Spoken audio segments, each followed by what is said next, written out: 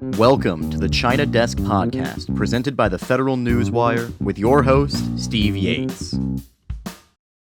Welcome to the China Desk Podcast, Episode 13. I'm your host, Steve Yates, Senior Fellow at the America First Policy Institute and Chair of the China Policy Initiative. A reminder to our audience, for whom we are most grateful. Viewers can watch the China Desk on YouTube or subscribe to hear all of our interviews on Apple, Google, Spotify, and most other podcast providers. You can always access our podcasts at thefederalnewswire.com. My guest today is Shihoko Goto. Shihoko is Director of Geoeconomics and Indo-Pacific Enterprise, as well as Deputy Director of the Asia Program at the Wilson Center. Her research focuses on trade and economic relations in the Indo-Pacific region and U.S. policy in Northeast Asia. She previously worked as a financial journalist covering the international political economy and as a donor country relations officer at the World Bank. Shihoko, welcome to the China Desk. Let's jump in. Well, Shihoko, I mentioned in our pre-show that we like to try to learn a little bit about what brings our guests to the China Desk and this sort of combination of topics. We can see a very distinguished bio and background, but share with me, if you would, kind of what brought you into the realm of wanting to cover kind of Indo-Pacific or Northeast Asian economic affairs generally. You've had a journey through journalism and then to public policy work, but maybe start at the beginning. What sort of pushed you in this direction of becoming an expert? Well, first of all, thank you so much for having me here, Steve. It's really a great pleasure and a tremendous honor to be part of the program. We talk about journeys, and I get asked a lot about how I ended up at the Wilson Center in the capacity that I do now, often by young people, by interns. And my start at the conclusion, which is it was not a linear path, so it's not going to be an easy one to replicate. But that said, my academic background as a bachelor's, for my bachelor's degree, was actually in modern history. And I actually focused on European history. And I think that was really kind of my first love. But I'm actually Japanese by origin. And I found that as I was becoming a specialist in the trade policy of Bismarck or Elizabethan parliamentary systems and the like, people would often ask me about Japan and Asia in general. And I became curious about Asia to have a better understanding of my own identity, personal identity, ethnic identity. And in graduate school, when I started focusing on international relations, I did want to focus on that to understand a little bit about Asia in the wider world and the influence it has. The role of Asian economies in the global landscape has only increased since my days as a student. My first job out of graduate school was with Dow Jones, and I focused on covering the Japanese economy at that time. And then I moved here to Washington as a donor country relations officer at the World Bank. But again, it became clear that even though the World Bank is an institution that lends to developing countries, the power of Asia, at that time it was more Japan rather than China, but quickly that was overtaken by China.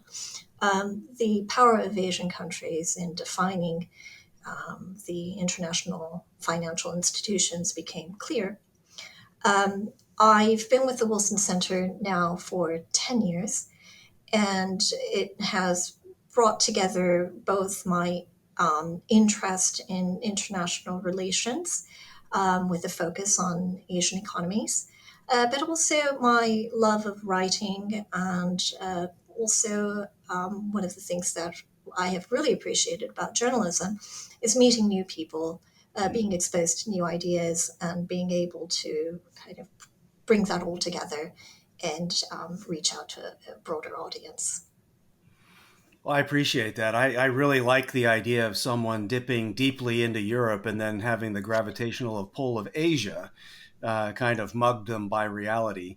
So I'm really interested in, as you were kind of getting into this field, you mentioned that you had a bit of a Japan anchor in your experience and worldview. A lot of times we struggle with how to perceive and analyze Asia, East Asia, the Indo-Pacific. There's lots of different ways to try to frame and package the topic area. But what I'd really like to hear your thoughts on are, when you were getting into this, how are you kind of looking at Asia as a grouping? For a lot of us, it is sort of China and not China. And you sort of end up talking about different parts of Asia relative to, well, they're in the not China part of this big whole. That could be right, that could be wrong. But in your kind of toe wetting and getting your feet into the field and broader in whether it was World Bank or when you were covering things for Dow Jones, how did you kind of evolve through how to understand and frame what is Asia or what is this region? Yeah, so I think there's a very different divide even within the United States on how we perceive Asia. Here in Washington, we tend to look at it from the prism of strategic competition, competition between the United States and China, authoritarian rule versus democracy. But if you go to New York, that's not the case. It's really about economic opportunities and investment climate. Yes, that is obviously China is one part of that, but it's certainly not the dynamic simply of strategic competition. There is a far more nuanced view of what actually constitutes Asia. It is a region that is incredibly diverse. An easy, simple way is to say there's Asia where you can drink the tap water, and there's an Asia where you cannot drink the tap water. I tend to focus on the tap drinking, advanced industrial economies. And that is really because a lot of business interests are there. But what we are finding as we see this very diversifying world where there is a greater appreciation of what different countries and what different regions bring to the table. We are seeing greater interest into Southeast Asia, which includes countries like Vietnam and the Philippines, as well as South Asia, India, but also Pakistan and Bangladesh. And so we are seeing greater interest in Asia writ large. And the distinction between advanced and developing economies is becoming far more blurry as well. And of course, that is where the competition lies in when we talk about the strategic competition between the United States and China. Yeah. Well, I suppose I could have asked a similar question about Japan and the not Japan. It's kind of one of those conspicuous things in the corporate world, and you must have run into it covering things as a journalist. A lot of business headquarters will have a Japan practice, and then they'll cover the rest of Asia from Hong Kong or Singapore or somewhere else. But they very rarely will cover Japan from anywhere other than Japan. But there are a lot of journalists who will, of necessity in some cases, cover China from not China. And they'll cover Taiwan from not Taiwan. And so in your journey through journalism and then also into policy, did you ever sense some of this sort of separate condominium of Japan with which you had some familiarity, and then how people were sort of systematically trying to enter and understand the region? I mean, it's very easy in Washington and other places to talk about U.S. China as just Washington and Beijing and almost forget that Tokyo's in the mix too. Yeah. Yeah, it's interesting because we have this narrative about Japan being a declining power.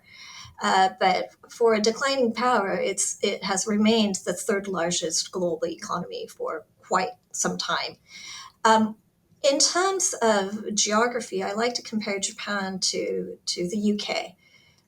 Both Japan and Britain are island nations with a very strong connection to a powerful continent. For Britain, that's Europe, and for Japan, that is Asia. Both countries, though, have a very love-hate relationship with the continent. We've seen that hate appear in the case of Britain through Brexit, essentially deciding to alienate itself from the European Union. In the case of Japan, what we have seen is that over the decades, there has been greater integration of Japan into the continent. Japan had been more of a role model immediately after World War II until about the early 90s as the country that other East Asian countries and Southeast Asian countries really wanted to emulate. That model is no longer holds true. But I do think that Japan's initial success in being able to grow as an economy and be competitive and to compete toe to toe with the United States as well as Europe has been an inspiration for a lot of Asian countries to date. But that relationship has obviously changed a great deal over the years. Let's shift gears a little bit into some of the policy issues and perhaps policy tools. When you look out across this region, however we want to define it, sometimes I just say Asia because I'm a child of National Geographic, and Asia went basically from the Mediterranean Sea to the Pacific Ocean. So that to me was Asia. And Indo-Pacific seems clunky to me, but it's in fashion now, and you're affiliated with a distinguished center that has it in its name, so I can't really disparage that. But however we want to look at this, what do you see as kind of the key drivers of what's changing in Asian economic policy flows structure? What are the countries, the leaders, the policy issues that seem to be where the argument or friction is, or where the momentum is? That's kind of where our focus should be as we try to understand what's driving this region through an economic lens. Right. Well, first of all, the rise of Asia has been remarkable. This is the world's most populous nation.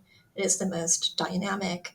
But in terms of the World Bank uses labels like incredibly impoverished nations and developing nations, there are very few highly impoverished countries in Asia. Most are in the middle income band or above. And we are seeing that band of middle income countries really trying to go up that income ladder even further. What we are also seeing is that there is a growing appetite and competitiveness amongst the Asian nations to try to match those of the United States and Europe as well. And so that distinction in terms of economic achievement and economic standing is becoming increasingly less. And I think as we move forward, that momentum is actually going to accelerate even further. Now, with that comes growing confidence. It had been that economic growth and to increase GDP had been like the single issue that united this very disparate grouping of countries. And so that was the value system that these countries all shared. But as countries become wealthier, there is a growing realization that perhaps the model that they have pursued for growth, that is to say, the Western model, is not necessarily one that they want to emulate completely and wholeheartedly. And the biggest one that we see, of course, is China. That China has seen a remarkable rise. and a tremendous improvement in the living standards of the average Chinese citizen as well, regardless of what we might think of their governance system. It has been able to deliver this rapid growth. And with that confidence has also come this thinking of new alternatives, a new vision for the way forward that is not simply to emulate the Western style of governance and growth, but to have its own pathway for growth. The United States tends to focus very much on what China is touting and what the Chinese model is. But I should point out that the rest of Asia is also having second thoughts. It may not necessarily want to emulate or be like China, but it is also having second thoughts about completely blindly trying to emulate the growth model that has been pursued by the United States. Well, that sort of brings to mind a number of different things that ring true with my experience. But just sort of analytically looking at this block of countries, I mean, if India is in the grouping, it has never adopted the Western approach to economic and political growth or theory, really. Pretty deep strain of Fabianism in India. The engagement, yes, innovative in private sector here or there, but sort of a work in progress, at best a hybrid. And even if we look at the Asian tigers, I spent a lot of my life in Taiwan. You were just there. We'd love to talk about that a little later. But in Taiwan, it had an interesting hybrid of state-led policy development together with kind of a small and medium enterprise growth model through the 60s, 70s, 80s, has shifted into something very different now, but still has kind of, it's not following Adam Smith 100%. In terms of wealth of nations, pure economic theory. Neither is the United States either, at this point. But but we do have these different models. And it is definitely the case that the way the world tends to cover things, there is maybe a misdefined version of what the United States is doing. And then there's kind of the show that is China. And then it doesn't really capture that Japan has followed a very different approach to economic growth and development and its political priorities than the United States would have under the same circumstances. South Korea, with a few very large family industries really dominating that economy for a long time, and yet it has chips and other technology that are all around the world. It has a global footprint. So clearly this hybrid, I think, is a clear sense of reality. But because we are the China desk, I want to talk a little bit about China. And even there, I think there's reason to sort of question ourselves, whichever angle of vision we come in. What do we really know about the China economic growth experience, the data, what's happening in China? We all sort of approximate based on our access to real expertise, real information. And the government of China makes us have to work for it pretty well.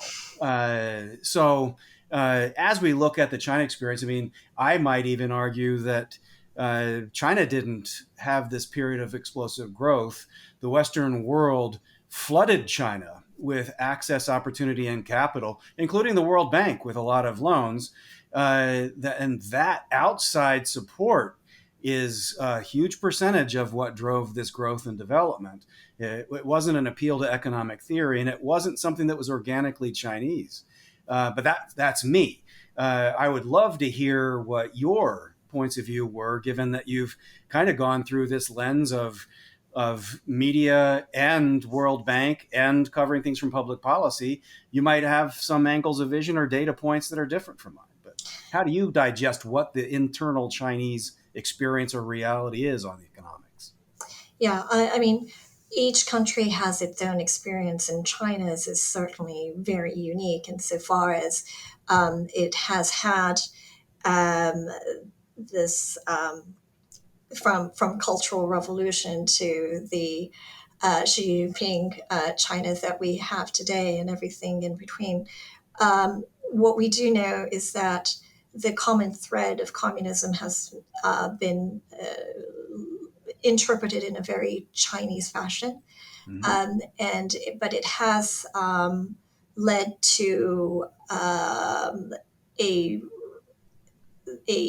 system that has been able to pursue very effective industrial policy.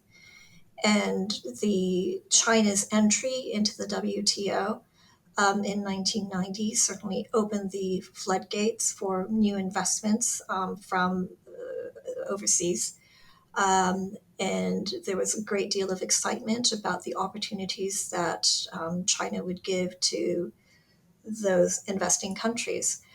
What we are finding now is that the bigger opportunities came for China itself, and that the growth for China through these investments was far more beneficial in many respects than to the private companies and to the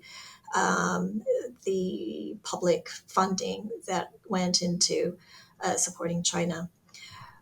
What we are also understanding too is that the model of companies, state-owned enterprises, can also be both a blessing and a curse. That it can actually lead to a channeling of funds so that the companies are in certain sectors in particular can dominate the global economy without having to consider initial downside risks. And that's a tremendous advantage that Chinese state-owned enterprises have been able to leverage. But what we also know is that, and as a result, we've seen countries actually thinking that perhaps that's not necessarily a model that they should eschew either. But what I do find is that there is a limit in the growth capacity in China, but we also want to be mindful of the fact that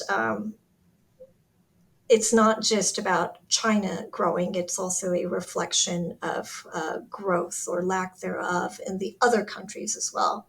So as China struggles to keep the momentum in growing, we are also finding greater soul searching here in the United States about how the United States can be competitive as well. One thing I do want to point out, though, right now, is that the one of the problems, I think, of the Chinese economy is that when there is a downturn, when there is weakness or roadblocks that come ahead, there is a tendency to hunker down and try to introduce more protectionist measures.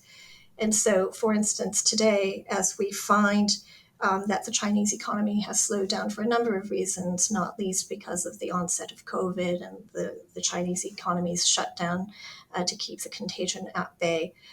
We've seen a great deal of weakness in the Chinese economy as a result. We've also seen the Chinese economy struggling as it is being cut off from overseas markets and foreign capital, especially from the United States and its allies as well. But instead of trying to open and kind of self-correct, it is actually taking more of a defensive strategy, so that we are seeing the introduction of more extreme protectionist measures, including the greater crackdown in the name of national security, to crack down on espionage, and even in the loosest cases that really kind of defy close scrutiny. We are also finding that China is restricting innovation and really cracking down on those who have led to its growth, like Jack Ma of Alibaba, who, if he had been an entrepreneur in this country, he would have been celebrated and continued to have been celebrated, and had probably wielded political as much as economic power as well. Success in China by the individual can be curtailed as well, and anything that might upset the power of the Chinese Communist Party itself is seen as a threat to the political system, and individuals who succeed or are seen to be a threat to the overall system can be punished. And this is something that um, is a tremendous disadvantage to the detriment of the Chinese economy and to the Chinese people, but it can also be played up by the United States as a reason for the US model to be far more attractive and in the long run be far more competitive and innovative as well. Well, it strikes me that over most of my career, a lot of Chinese efforts to use leverage to influence foreign behavior in engaging China, whether it's the United States or the wider world, had more to do with gauging up or gauging down access to opportunity inside China. And that could be a function of, well, they were coming out of the Cultural Revolution. They didn't have that much leeway in defining the rules of the road in the international system. But whatever the causes are, if we sort of take the Deng Xiaoping reform and opening era of the 1980s and onward as one basis point, I mean, I leave the Mao period to the trash bin of history. There was no good economic policy in those decades.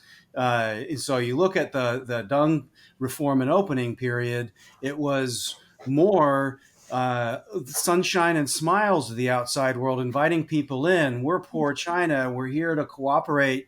And if you work with us and if you don't criticize us too much and don't make problems for us, then, you have all this access and there's explosive growth to be shared here. I'm dumbing it down somewhat, but that's, I think, a reasonably fair approximation of the basis that a lot of us started in thinking about China economically and its experience in engaging the world, whether it's Xi Jinping or just the changes in the world or in China. We seem to be dealing with a very different kind of China now, one that isn't just kind of throttling up or down access inside of China, but also seems to be pretty bold, if not actually aggressive, on the international stage.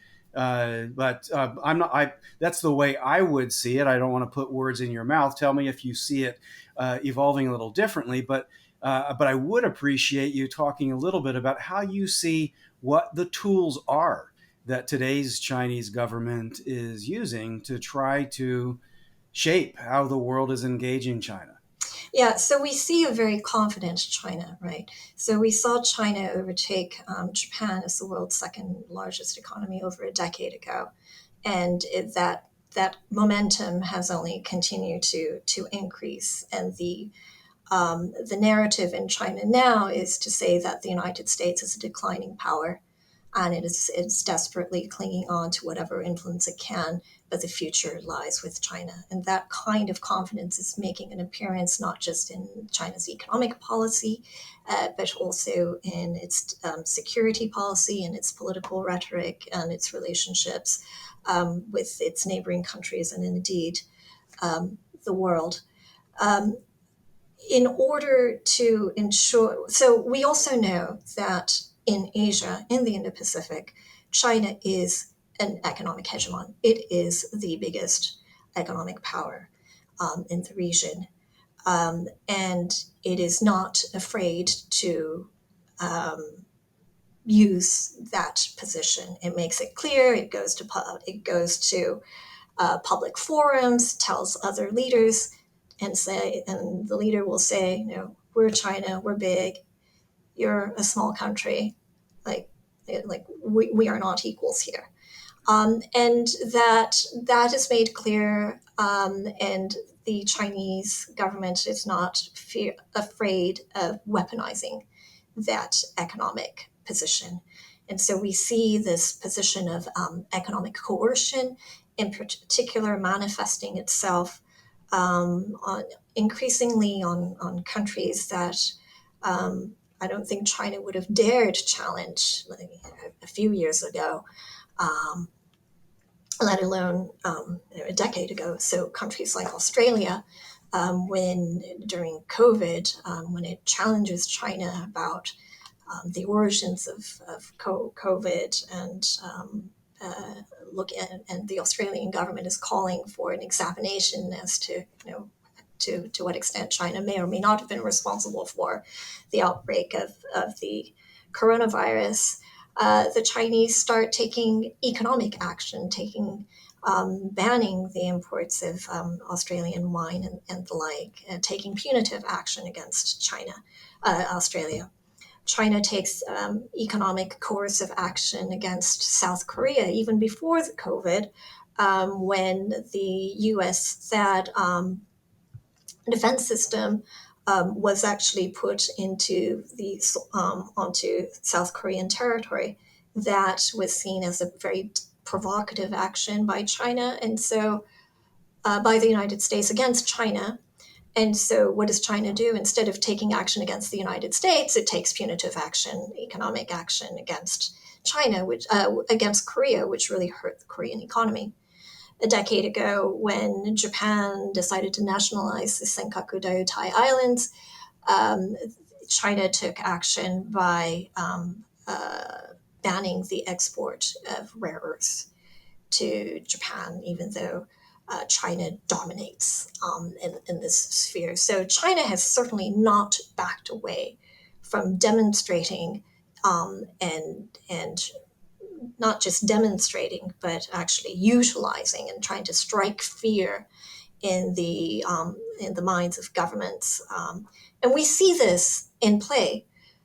Governments are fearful of Chinese retaliation, so there is a lot of self-censorship by governments so that they do not incur the wrath of Beijing. And this is seen especially across Southeast Asia. It's also seen to some extent in Europe as well. We see this not just by governments, but we also see this by corporations. They want to continue to do business in China. They don't want to make the Chinese angry, so they're going to start censoring themselves and to not provoke China in any way. So there is this dominant influence of China having its own way, essentially, for lack of a better word, bullying its way on the economic front. Yeah, we certainly pick up a lot of reporting about that in the United States, but it's not limited to the United States by any stretch. That's one thing that's been very striking to me in recent years. Again, it's hard to say whether it's causation or correlation with Xi Jinping kind of hitting his apex of his political rise and consolidation of power. Some of these diplomatic exchanges have been more blunt than I would have ever expected back in the 80s and 90s. So as we look at that, one of the areas where I think these economic tools and that kind of political, economic, coercive campaign is really evident and the spear is sharp is where you just were not that long ago in Taiwan. I think a lot of Americans have been reading headlines about after Ukraine, is Taiwan next? And there's just been almost a snowball of commentary about that. While I don't want to ride the snowball or build the snowball, it is there. And I know from my own experience coming and going from Taiwan, people there have been living with this for a long time. But at the same time, they are a little concerned that is this different and how would this really play out? But as you visited, were there any kind of key takeaways or observations about this sort of sharp edge of economic diplomacy or coercive diplomacy, whether it's aimed at the Taiwan people, the government, the United States, about whether it has a position on this. Japan's been in the crosshairs of what its position or posture has been, and but any color you could share on what you are picking up in the observations and conversations on your recent visit. Yeah, so three things really. One is that here in the United States, we hear this like Taiwan is in the news like very frequently, and it's in the context of an invasion by China into Taiwan is not a question of if, but more a question of when. The second point is that when you do go to Taiwan, and you come with this idea that, oh my goodness, this place is going to be invaded by the Chinese very soon. What's going to happen? You go. It's very not only is it really normal, it is very prosperous. People are like enjoying their bubble tea. It's great. No one is like there's no like stockpiling of foods and panicking. Life goes on, and life is pretty good for Taiwanese every day right now. But Taiwan will be having an election in January, and from a political perspective, this idea of how will Taiwan continue to have relations with mainland China in the future? That is a big issue. But I think it's important to point out that it's not necessarily the way the United States is looking at it. It's not necessarily about how is Taiwan going to be able to avert an invasion or not, and what will Taiwan do when an invasion comes. I have found that when you actually talk to Taiwanese voters and when you are in Taiwan, the they don't actually are not necessarily completely alienated from China. There are people. This is a government that has splintered off from mainland China in 1947. It actually has very strong ties with China. There is a lot of concern, yes, about a potential invasion, but it's also the question then becomes to what extent the Taiwanese would actually be able to, withstand that, or do they even have an option to turn to China, to be at one with China once again? So there is a lot of inner turmoil on the part of the Taiwanese themselves. They don't want war. They don't want their standard of living to decline. There are some options that need to be weighed heavily, and they don't necessarily want to put all their eggs in the U.S. basket, insofar as they are completely dependent on the U.S. proposal in maintaining peace in cross-strait relations, but they also want to be able to manage their own destiny and to be able to ensure that their interests, their prosperity, their stability can continue. Well, there clearly would be consequences to Chinese coercive campaign, an attack, certainly an invasion have dramatic consequences.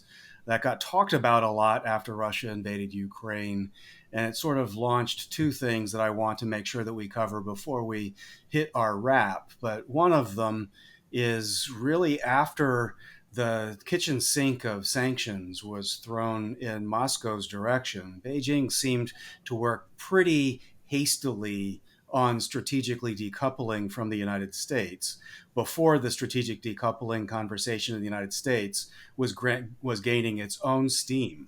And so there seemed to be some degree of self-awareness in Beijing that should they get too aggressive with Japan, Korea, Southeast Asia, but especially with this campaign against Taiwan, that some of these sanctions could apply to them, and they need to find a way to decouple and insulate against that risk. So I think that's one set of economic developments and tools that I want to talk about a little bit, including whether they move in the direction of de-dollarization and e-currency and things like that. But before we get to that dessert, which I consider that to be the dessert of the conversation, it also raised a lot of questions, just about that what's happening in the cross-strait environment is not at all really being driven by the Taiwanese people. It's really not being driven by U.S. policy or Japanese policy. What we're living through right now is almost 100% pressure coming from China. I mean, the people of Taiwan had a very generous and open economic engagement policy with China. Arguably, they would not be enjoying the standard of living they have now if it weren't for Taiwan being a massive investor, massive manager of massive platforms for export and employment in China. And as they seem to do with Hong Kong, they are considering looking that gift horse in the mouth.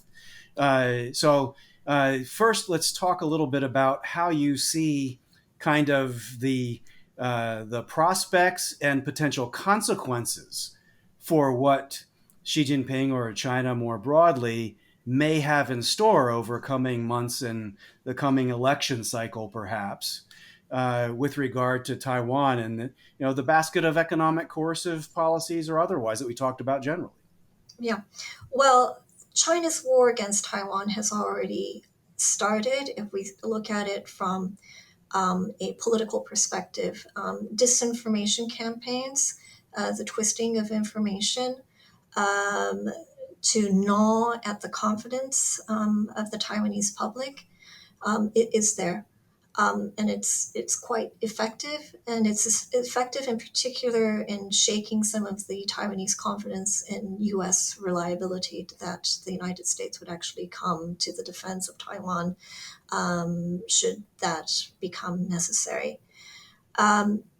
We've also seen cyber attacks, aggressive cyber attacks against Taiwan from China as well.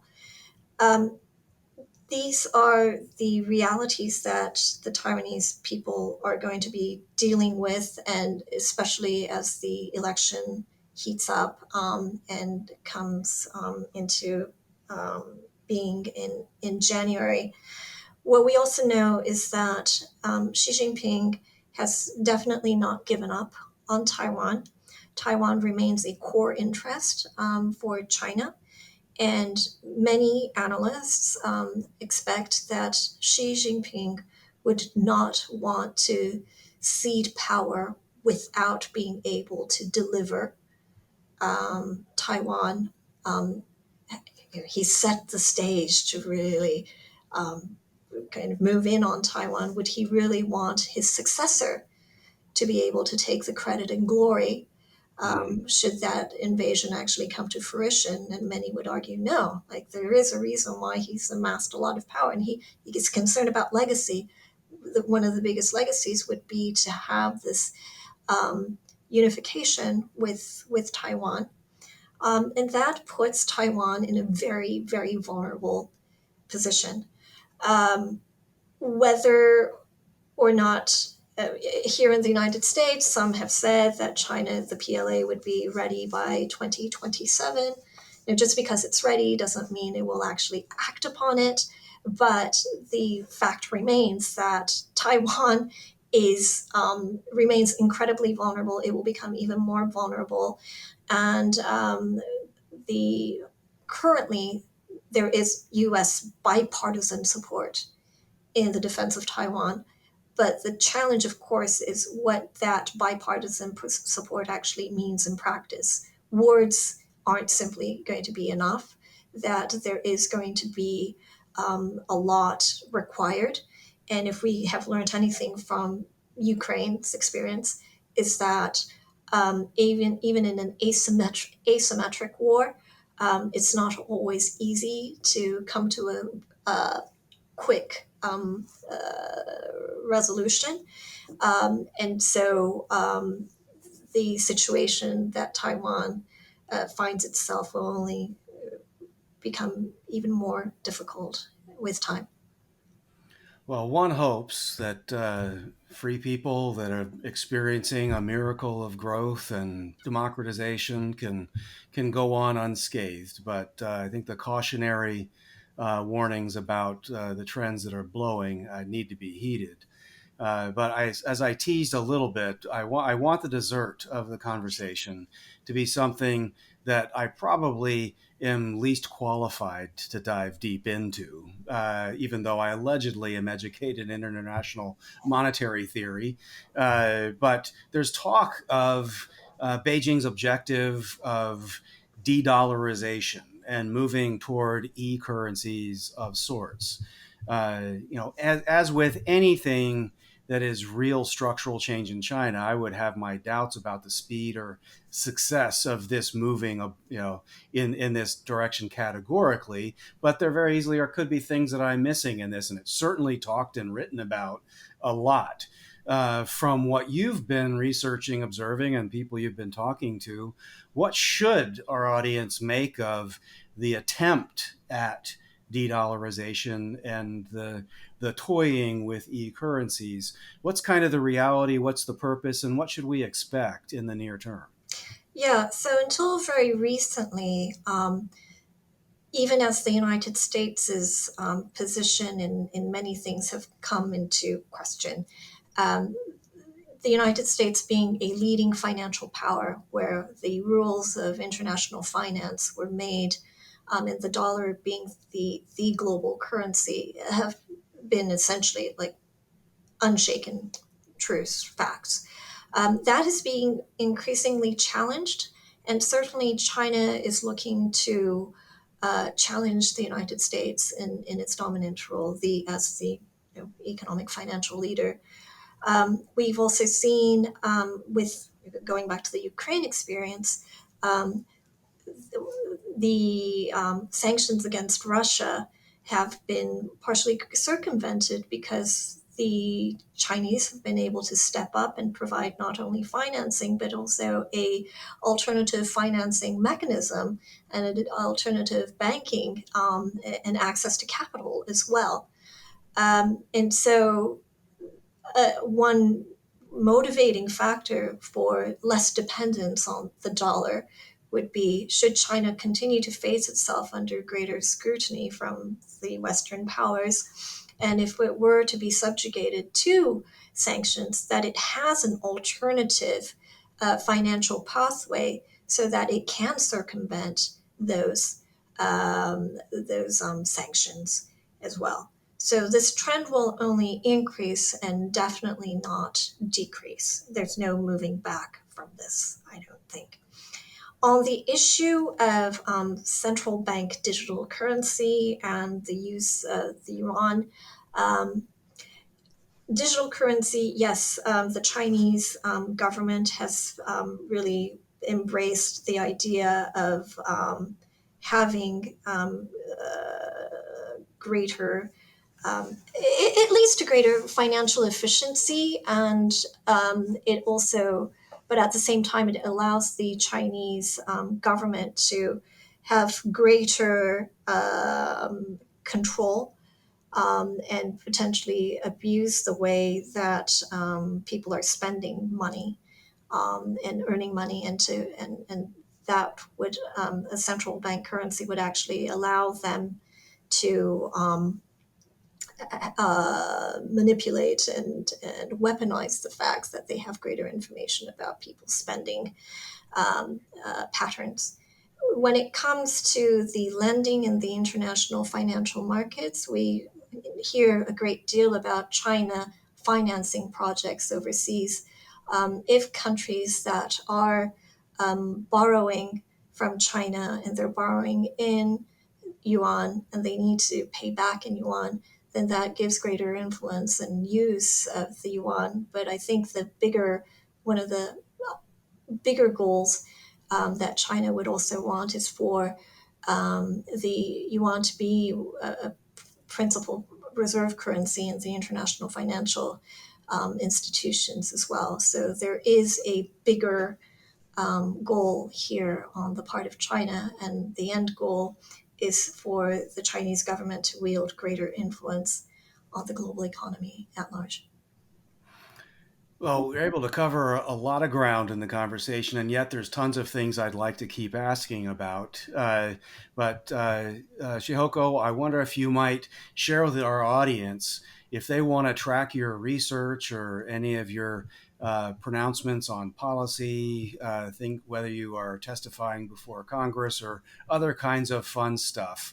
Where should the audience go to track your work and your observations? Right. So I tweet at Go to East Asia, and because my name is Shihoko Goto, Go to East Asia, and you can also find my longer pieces online on the Wilson Center website, which is wilsoncenter.org. Well, wonderful. I sure appreciate you spending time with us. For our audience, if you've enjoyed today's China Desk conversation, please tell your friends and consider subscribing on YouTube or on your preferred podcast platform. Thank you for joining, and thank you to Shihoko Goto for sharing her perspective. Until next time, I'm Steve Yates, your host here at the China Desk. Thank you for listening to the China Desk podcast, presented by the Federal Newswire and hosted by Steve Yates. Check out the Federal Newswire's family of websites, as well as their social media stream.